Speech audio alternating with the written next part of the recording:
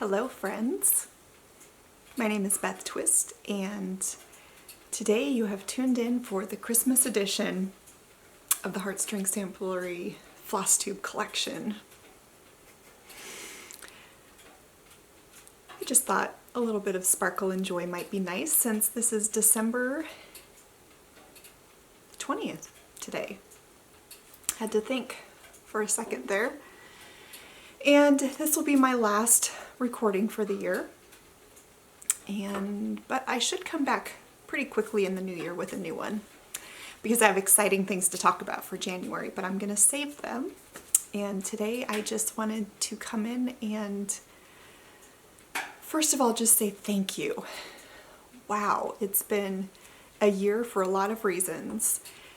And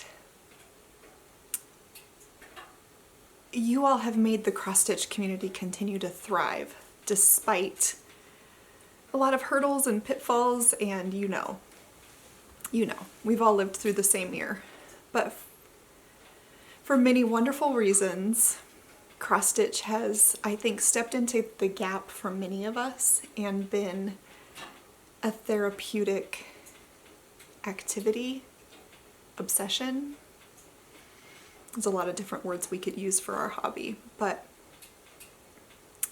it was definitely a testament to the positive benefits of handwork that cross-stitch continued to thrive. And I know that cross-stitch, I can't even say it now, I'm tired. It's the end of a long year. Cross-stitch shop owners have definitely had to deal with a lot of challenges in being able to continue to provide whatever their customers needed, even if they couldn't allow customers into their shops. And I've heard story after story of the ways you as stitchers have supported your local needlework shops, and I just think it's wonderful. We have a very heartwarming community and I appreciate it so much. And personally, I appreciate the ability to continue to do this thing that I do. I call it a job, I call it work, but there aren't many aspects of what I do as a cross-stitch designer that I find negative in any way. Sometimes tedious when I'm packing charts for distributors. That can get a little old because for a while there, I was paying somebody else to do it for me, but just because of all of the changes to the way I ran my own direct business this year, it freed up a lot of time, and I couldn't justify paying somebody else to do it as much as I was before. So many tedious afternoons sitting at the counter folding and stuffing charts with the blessing of FlossTube to keep me entertained while I do it. So see, even in that, it hasn't been terrible. What I'm trying to say is you all have made what I do possible and enjoyable, and joy. You've brought joy into my life. So thank you from the bottom of my heart. I wanted to give you an interesting little rundown. I'm not going to get into too many details, but I put out 45 designs this year. 45. So when I first started designing 12 years ago, my goal was one new pattern every month because I felt like that would just build my catalog relatively quickly without being an overwhelming amount of work. But over the years, I've been asked to design for clubs or retreats or, events of one kind or another. And when you design those, you put in the work then for a group of individuals. And then there's a resting period for that design before it can be released. And so then you have a little bit of a backlog of designs in reserve that you can go ahead and release. So those are counted in the 45. One of them, I don't know if I should actually count because it was the re-release of his Eyes on the Sparrow in book format. So it was the same pattern, just a new format.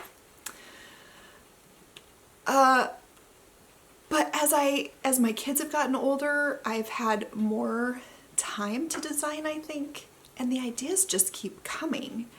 And I'm to a point where I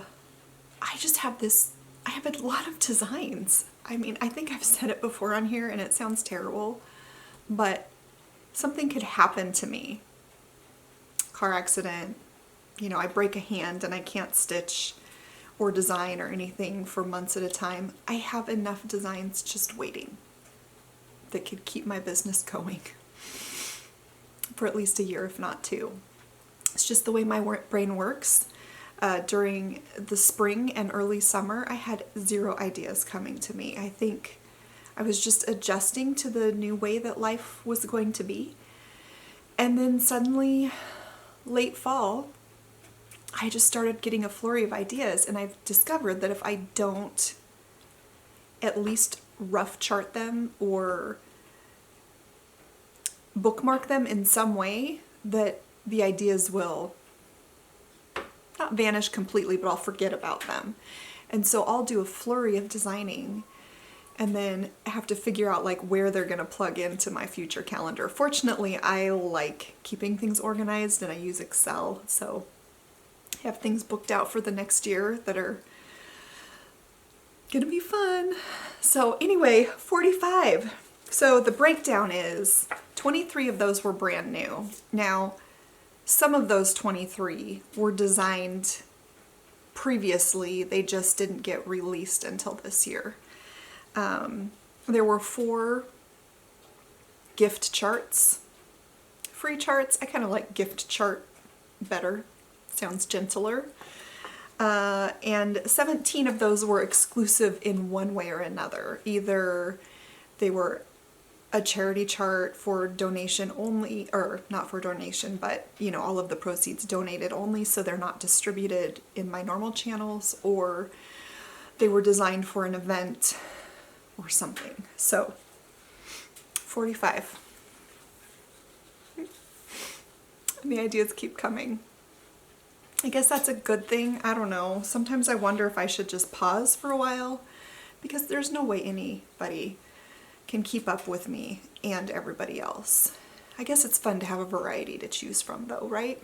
Because you certainly don't like everything that I release, but maybe 1 out of every 45 you like. There you go. That's a good way of looking at it. Did number 2 design count. Number 3, I wanted to show you. So whenever if I have enough reasons to go into my local Goodwill, usually I need a frame for a design, and I don't have one in my stash that's gonna work right. I have a pretty good stash out in my husband's shop, where I can go shop from my collection, and if need be I can cut frames to size and all of that, and from time to time I'll get a custom frame done, but usually my frames are found at my local thrift stores. If I don't like the color, I just repaint them, etc. So if I'm in a thrift store, I'm always in the frame section, and from time to time I come across cross-stitch pieces or needlework pieces that somebody has donated, and it's always a little bit sad because I know of the work that went into it. Even if the design is outdated, it always made me sad to leave them behind.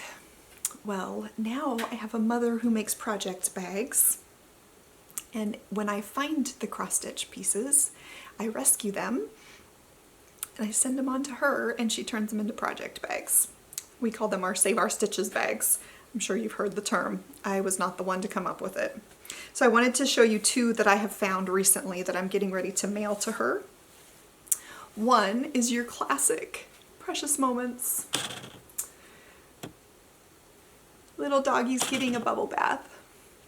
The coloring is going to be really kind of orangey because I waited too long to start this, and I don't have much natural light coming in the windows. Besides, it's incredibly cloudy and rainy the last couple days. We have what is called an atmospheric river coming over the Pacific Northwest right now. And I don't know what our rain inches count is right now, but it's a lot. Driving into town, trying not to hydroplane is a challenge in days like this. So anyway, it looks more orange than it really is. So, Precious Moments. I think Precious Moments were probably one of the first, my first exposure to cross stitch. I had never completed one myself, but my older sister started cross stitching before I did, and it was always Precious Moments, I think. That's what I remember. And the other one, I think probably more modern, although it's old enough that the staples used to hold it in its frame have rusted into the cloth. But it just says, "Of all the things I've lost, I miss my mind the most." Anyway, I'm sending those to my mother to make project bags out of. So if you are one of the people that has started to watch her Etsy shop, she and two friends who are quilters, I twisted their arm into starting to make project bags, and they do a really nice job. I've got the link to their shop below in my comment box. They're called Bags to Stitches, and those of you who have begun watching them, I doubt they will be putting anything new up for a couple weeks, but they still have some Christmas bags in there. If you're still in the Christmas mood, go check them out.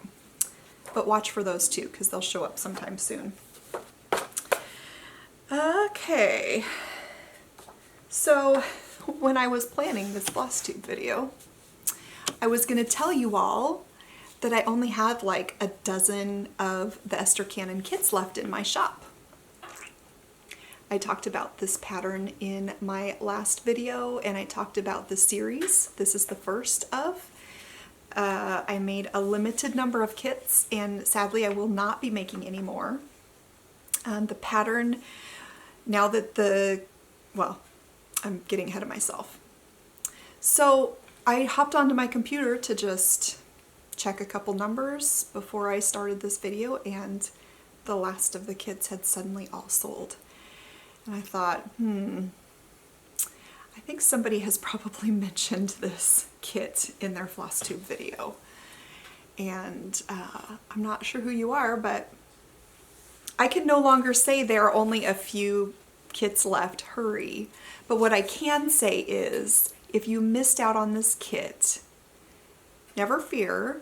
I'm not going to make any more kits, but at the 2022 Nashville Market, I will be releasing a book, and it'll be a similar format to my Consider the Lilies book. That's, you know, a full-size 8.5 by 11 folded, staple bound, glossy cover book. And the book will contain the 4 releases, that including Esther Cannon, and then the 3 more that you haven't seen yet, and then 1 bonus chart will all be in one book together. So you won't be able to get the kit or the pattern individually, but just keep an eye out. And at the 2022 Nashville Market, which I assume will be in the spring, I think by then the world will be right again, I will have a Small Samplings book number 1 available to you. So, but keep an eye out in January for my videos. Click the little bell if you want to subscribe. Go to my website and sign up for my my mailing list, and you will be the first to find out when the next release is coming out. I plan to announce it in January, but when the kits actually are ready to ship is a little up in the air right now. It's going to be dependent on when I can get the linen. I think the linen will probably take the longest. I've already put my request in, but the linen dyer is waiting on an order of base linen and can't even get started and doesn't know when. So Anyway, keep watching if you're interested. I dearly love Esther Cannon, but the next pattern in the series I like even better, and I think you will too. She's a little more colorful and playful and spring-like. So I chose to put Esther Cannon in the beginning because she's probably the most basic of the four, and also only having 2 thread colors in her, I thought for any of you who have never stitched samplers before, she'd be a good starter piece. So again, I'm sorry I didn't make enough kits for everybody, but there's no way of knowing how many are going to sell. I've never done anything like this before, so I think that my estimate was actually pretty good because they remained available in my Etsy shop for about 4 weeks from the time I first announced the kits, actually longer than that. So that to me tells me that those who were really watching got a chance and it stayed there for a long time, and now somebody on FlossTube has talked about it and I'm all sold out, but there will be more coming. Exciting. And I don't know, I think I did mention this before, but I already have the 4 small samplers, and they're all antique reproductions. I already have the 4 chosen for the following year, so that's fun. When I made my notes, they're on the back of a chart that misprinted in my printer. My printer is being funky. And I didn't write them down in order, so now every time I finish up one of my items, I have to find the next number for the next thing. Oh, next one I want to talk about is my December charity chart, which is already available. It's in my Etsy as well as in my website. If you want to train yourself in advance of me closing my Etsy shop, you can go to heartstringsamplery.com and click on shop up at the top of the page and get used to buying directly from me from that venue, because I'm not sure how much longer I'm going to keep the Etsy open. Etsy has served me very well for many years, and I know there's value in having a platform where you can put in items from multiple shops and just check out all at once. It's very handy, but at the same time, I prefer having my own website, and for years it was a dream, and early this year I launched my website and I'm really happy with it. There's going to be some changes moving forward. I think I'm going to switch my sales platform over to Shopify from what I've been using, but that's still in the works. I'm not sure. It won't look any different to you from your end as far as where you go. It just, the functionality I think will get better. Anyway, Hoop There It is my December charity chart. It's a follow-up to Whip It Good, which last December I also released. It's only available in PDF right now and will only be available until the end of the day on January 31st. I will be pulling the listing down and it will not be there again. You won't see it again until sometime in June. It will be a general release. You'll be able to get it in printed format, just like any of my regular releases. But for right now, this $12 chart, $10 of the proceeds of each sale go to a local nonprofit called Outgrowing Hunger. And I put a link below so you can read up on it, but basically it's a, they provide land for people to grow their own fruits and vegetables. And last year, the sale of Whip It Good in the month of December sponsored 12 families. People who use this, these plots of land are primarily immigrants and refugees. And we were able to sponsor 12 families for a year, which made me super happy. And I wanted to talk about this again, even though I already did it once, because I'd like to do the same again, and we're not quite there. So maybe you didn't see my last video, you weren't aware of this, you're new to my channel.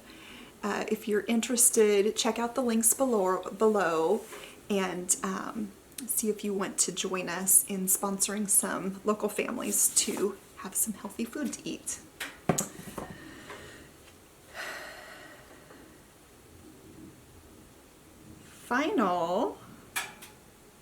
Oh, I didn't put a number by this one. I don't know why. I was distracted. I missed it.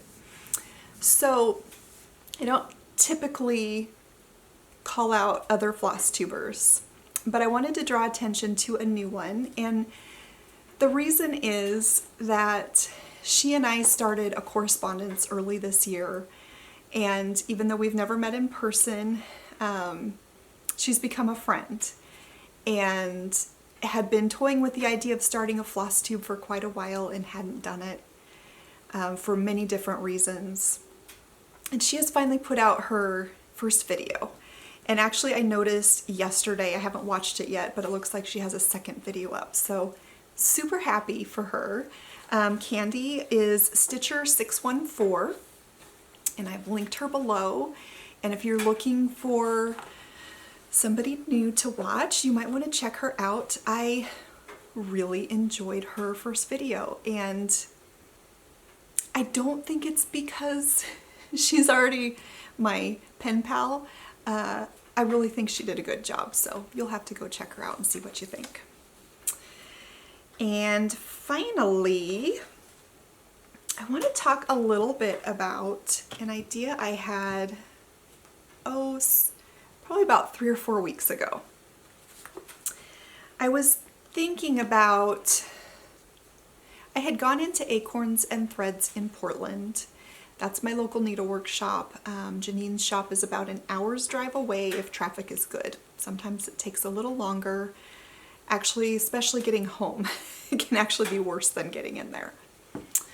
And, you know, just talking with her about how the year has gone, and they're doing lots of mail ordering, but foot traffic has been so limited, and we are here in Oregon where we've really been cut back again. She's able to be open this time, but it's almost like it was at the beginning of the spring.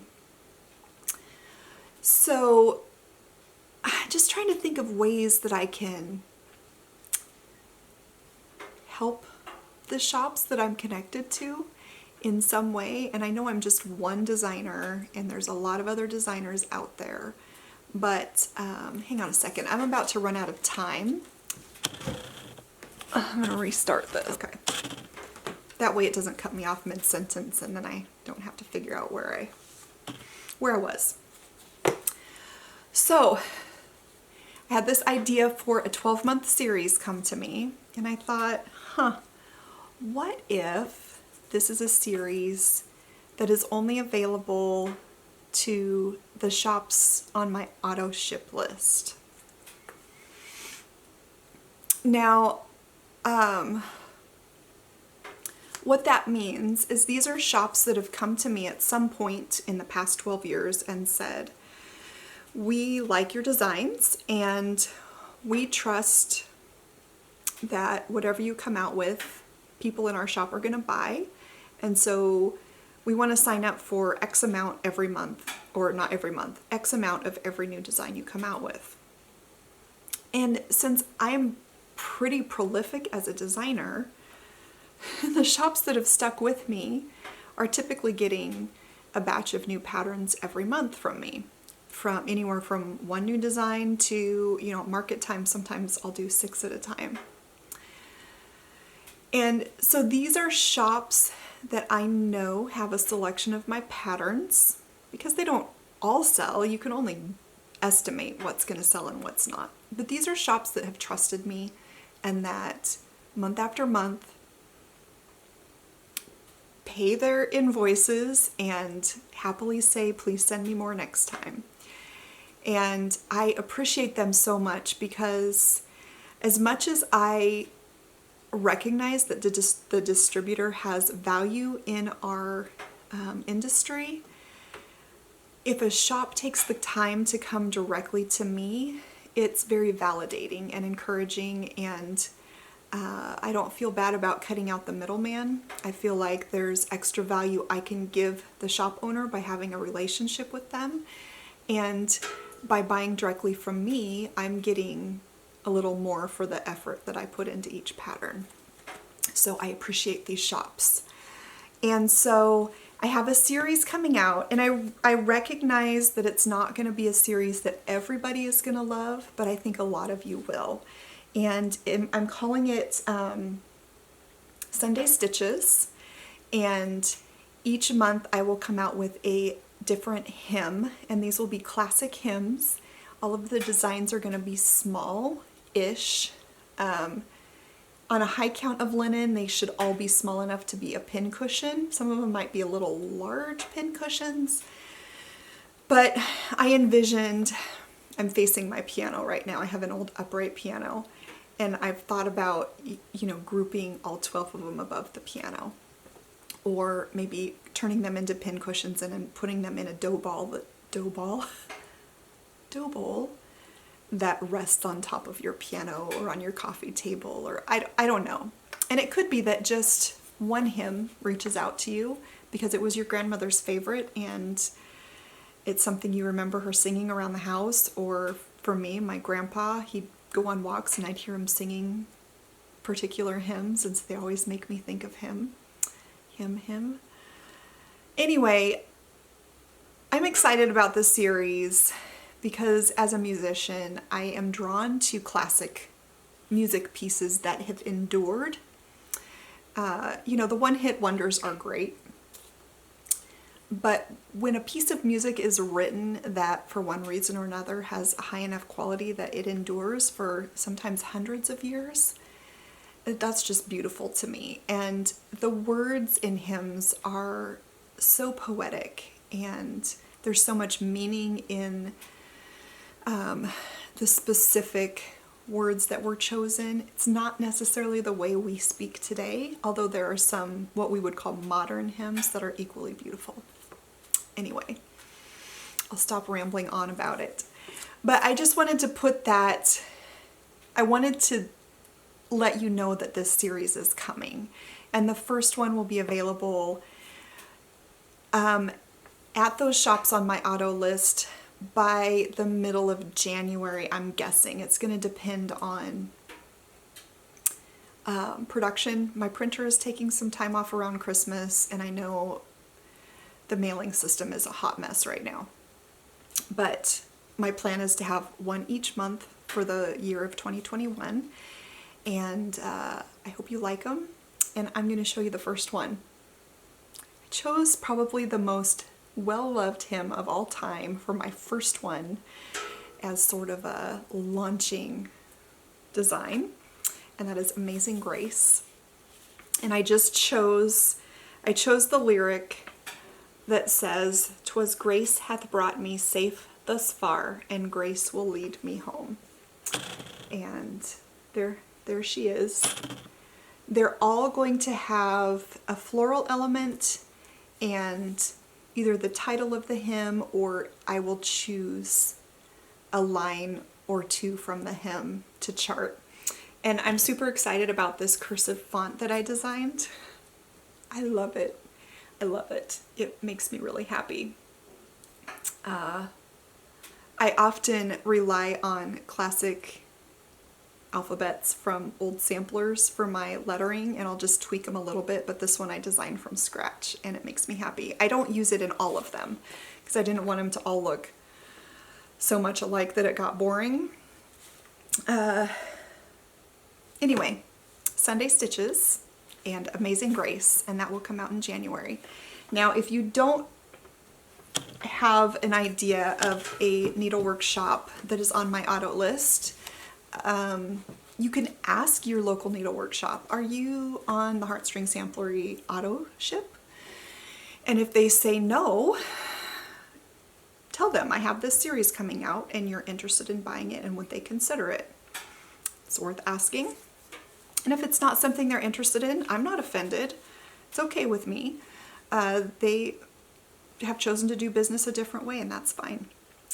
But there's a wheel on my website, and all of the shops on that wheel are on my auto ship list. And it's, I think when you go to heartstringsamplery.com, up at the top it says spin the LNS wheel, and if you click on that, I designed well, I didn't design, I used somebody else's design to make a spin wheel that you can click on and it'll stop on one of the shops, and then that'll tell you where to go. But if you look at the wheel, you'll be able to see, oh hey, I shop from there. I can go get Beth's pattern from this shop. Anyway, they're all wonderful. There's many more shops that are equally wonderful. I just don't have a direct connection with them. There's a lot of shops that I only see once a year at market. I never hear from them otherwise, and I enjoy seeing them at market. But I'm not including those shops in the list because I wanted to draw the line somewhere and just dial it down to my group of shops that are faithful to me. So, and if any shop along the line decides to join my list, then they'll be grandfathered into the series. So hope that makes sense. That is all of the business that I'm here to talk to you about today. I wanted to point out a couple things. One, the lovely, very natural Douglas fir tree. Oh no, it's a noble fir. Sorry. Douglas firs tend to drop their needles a lot faster. This is a noble fir that we planted when it was this big, teeny tiny, and grew it to Christmas tree size, and it kept growing and growing, and our patch of Christmas trees are all very overgrown. So this is the top of a tree, and it's wild and crazy and has branches everywhere. And the nice thing, you can't see it in this video, well, so this armchair back here is where I sit and stitch every evening. And that stool usually holds my laptop, which is streaming Netflix or Amazon Prime or have a DVD in. And right over here, I can't make my finger work. Okay, that is my lamp. And down below it is usually a chair that has my little tray of needfuls for stitching. And typically when the Christmas tree goes in, the chair has to go away, and makes my evening stitching complicated because I don't really have anywhere to stash my stuff during the day. Well, this tree had a great big hole in the back of it. By hole, I mean like missing branches, like just naturally, nothing grew there.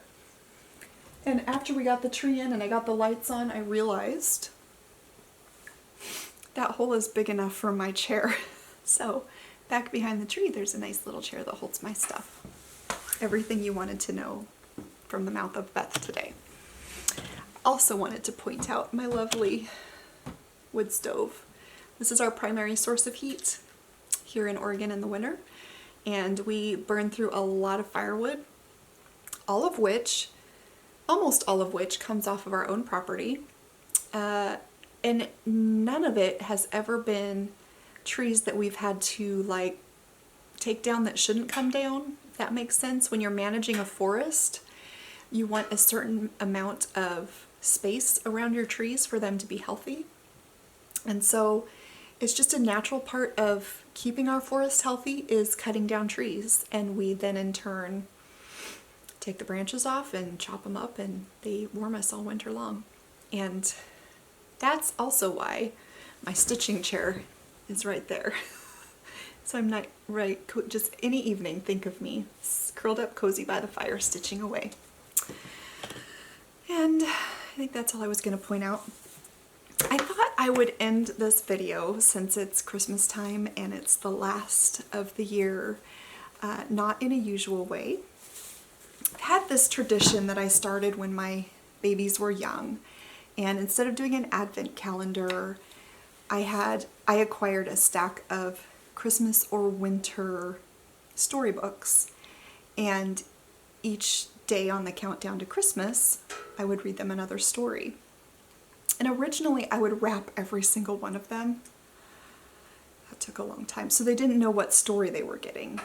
But once they were a little bit older and they remembered the stories, they wanted control over which stories were read. So I had a stack of the books, and they would take turns choosing what's the next story we're going to read. And then once I had read them, they went into a basket or a crock or something where then they could look at them as much as they wanted. But the first reading of every season was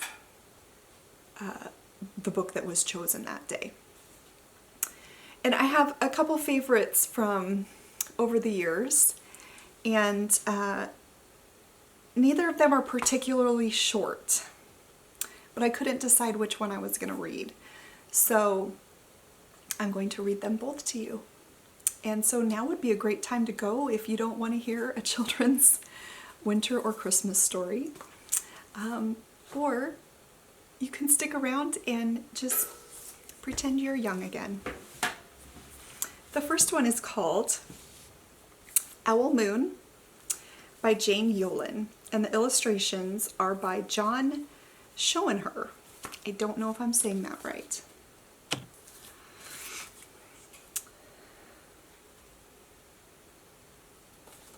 This one got the Caldecott medal. I don't know when. When was this book written?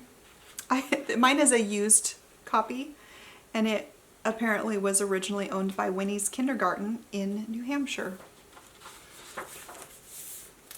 It's from 1987. I'm just going to show you the picture and then read. It was late one winter night, long past my bedtime, when Pa and I went owling. There was no wind. The trees stood still as giant statues, and the moon was so bright the sky seemed to shine. Somewhere behind us a train whistle blew, long and low, like a sad, sad song. See the train up here.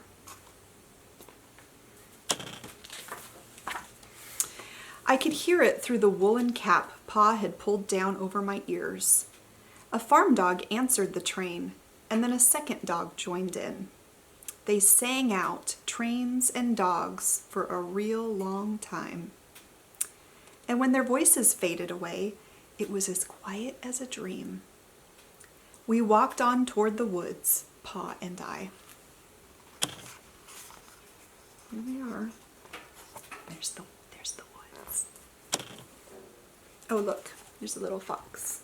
The illustrations are wonderful. Our feet crunched over the crisp snow, and little gray footprints followed us. Pa made a long shadow, but mine was short and round.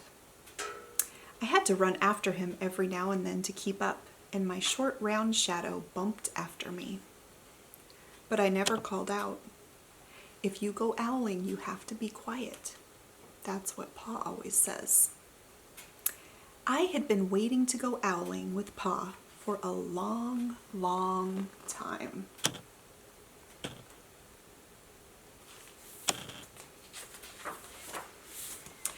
We reached the line of pine trees, black and pointy against the sky, and Pa held up his hand. I stopped right where I was and waited. He looked up, as if searching the stars, as if reading a map up there. The moon made his face into a silver mask. Then he called, "Ooh, ooh, ooh, ooh, ooh." The sound of the great horned owl. Or in my case, I'm not sure what. Ooh, ooh, ooh, ooh, ooh.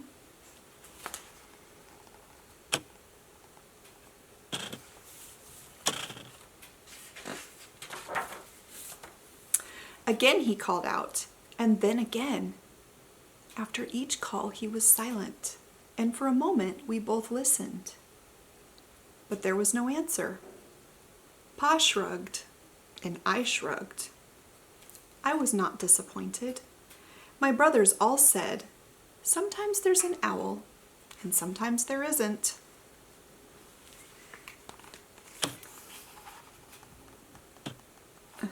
Little raccoon in the tree. We walked on. I could feel the cold as if someone's icy hand was palm down on my back. And my nose and the tops of my cheeks felt cold and hot at the same time. But I never said a word. If you go owling, you have to be quiet and make your own heat.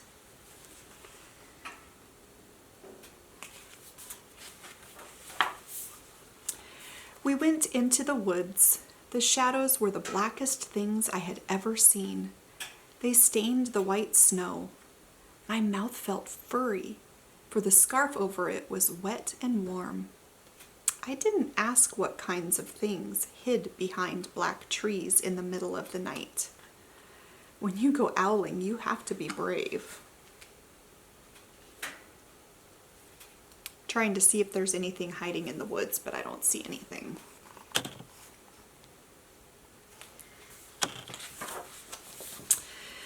Then we came to a clearing in the dark woods. The moon was high above us. It seemed to fit exactly over the center of the clearing, and the snow below it was whiter than the milk in a cereal bowl.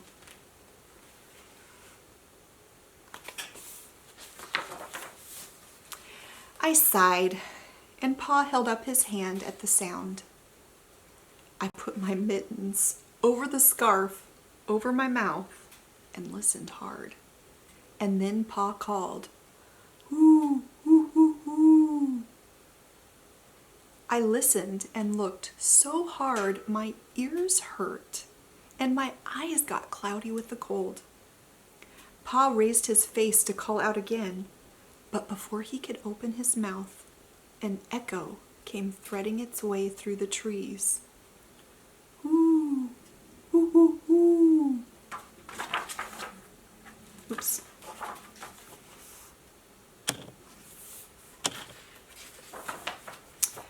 Pa almost smiled. Then he called back, "Hoo, hoo, hoo, hoo," just as if he and the owl were talking about supper, or about the woods, or the moon, or the cold. I took my mitten off the scarf, off my mouth, and I almost smiled too.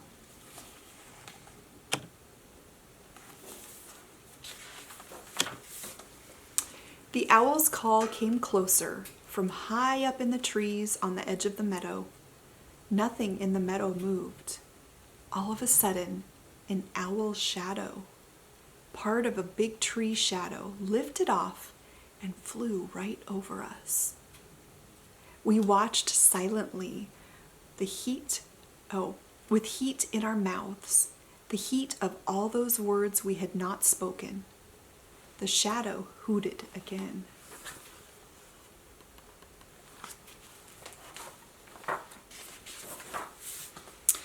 Pa turned on his big flashlight and caught the owl just as it was landing on a branch.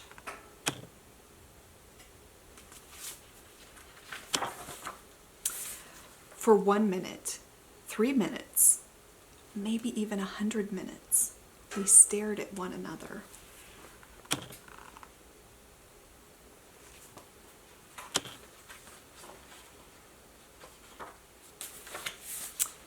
Then the owl pumped its great wings and lifted off the branch like a shadow without sound. It flew back into the forest. "Time to go home," Pa said to me. I knew then I could talk. I could even laugh out loud. But I was a shadow as we walked home.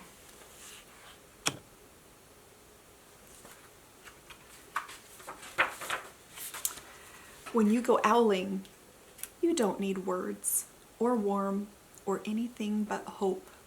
That's what Pa says. The kind of hope that flies on silent wings under a shining owl moon.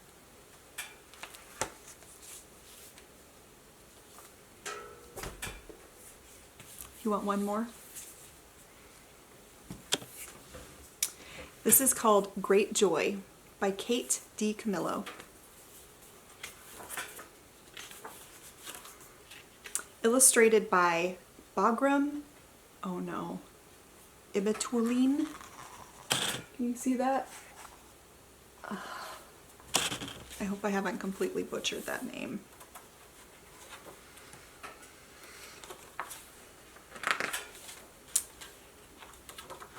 Not sure of the year. This is by Candlewick Press. The week before Christmas, a monkey appeared on the corner of Fifth and Vine. He was wearing a green vest and a red hat, and with him was a man, an organ grinder, who played music for the people on the street. In the daytime, when the sun shone, the sequins on the monkey's vest glittered and flashed, and from the window of her apartment, Frances could see the tin cup he held out to the people who walked by. Sometimes, if it was very quiet for just a minute, she could hear the music. It came across the crowded sidewalk and up through the windows, and even though the organ grinder and the monkey were just across the street, the song sounded sad and far away, like the music from a dream. "Where do they go at night?" Frances asked. "Who?" said her mother. "The man and his monkey." "Oh, Frances," said her mother, "don't ask me questions that I can't answer. I'm sure they go somewhere. Everyone goes somewhere." "But where?" said Frances. "I have no idea," said her mother. "Turn around." Frances turned. Her mother pinned to the bottom of her robe. "There," said her mother. "Now all I have to do is hem it, and you'll be ready. Have you memorized your line?" "Yes," said Frances. "Are you excited about the pageant?" "Yes," said Frances. And she turned away from her mother and looked out the window at the monkey. That night, Frances made herself stay awake. She hummed songs and set her multiplication tables. She named the capitals of each state, St. Paul, Tallahassee, Harrisburg, one after the other. Every time she felt as if she might fall asleep, she shook her head and pinched her arm and opened her eyes wide. Finally, at midnight, Frances got out of bed and crept down the hallway to the living room.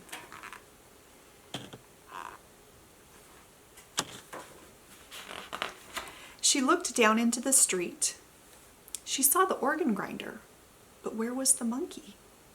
Her heart thumped, and then she saw him, tucked inside the man's overcoat, his small red hat still on his head. "Look at me," Frances whispered. "Look up here." They're right down there. It was the organ grinder who looked up. He took his cap from his head and raised it to her.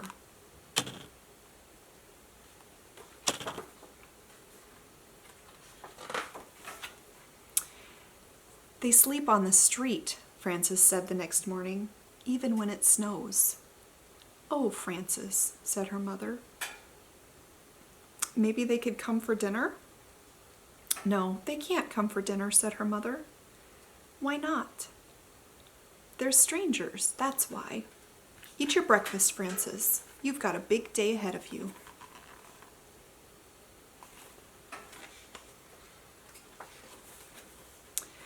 All that day it snowed. But by evening, in time for the pageant, the sky cleared. The snow was so deep that Frances had to wear her boots for the walk to the church. The organ grinder and the monkey were still on their corner.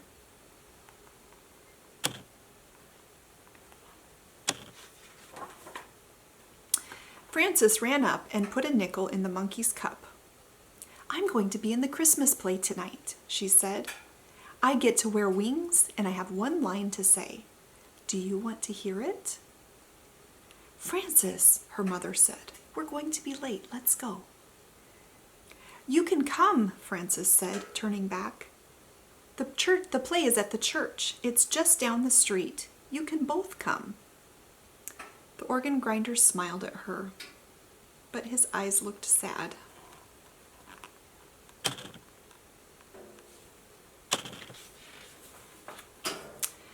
At the church, everyone else was already in costume. "Hurry," the choir director said as he helped Frances put on her wings. The shepherds walked out first, and then the choir director pointed at Frances. "Now," he whispered.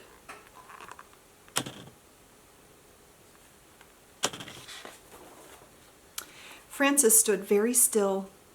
She opened her mouth, but the words would not come. "Say it," whispered one of the shepherds. "Say it," hissed an angel who did not have any lines of her own. The camel, which was really two people, swayed nervously back and forth. But Frances could not speak. All she could think about was how cold it was outside and how sad the organ grinder's eyes were, even when he smiled. Camel. The world was quiet. Everyone waited. Then, at the back of the sanctuary, a door opened.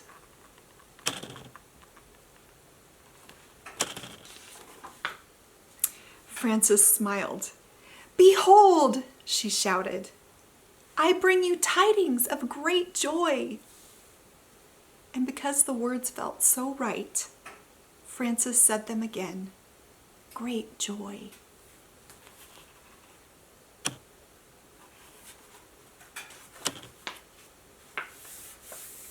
And then the final page has no words.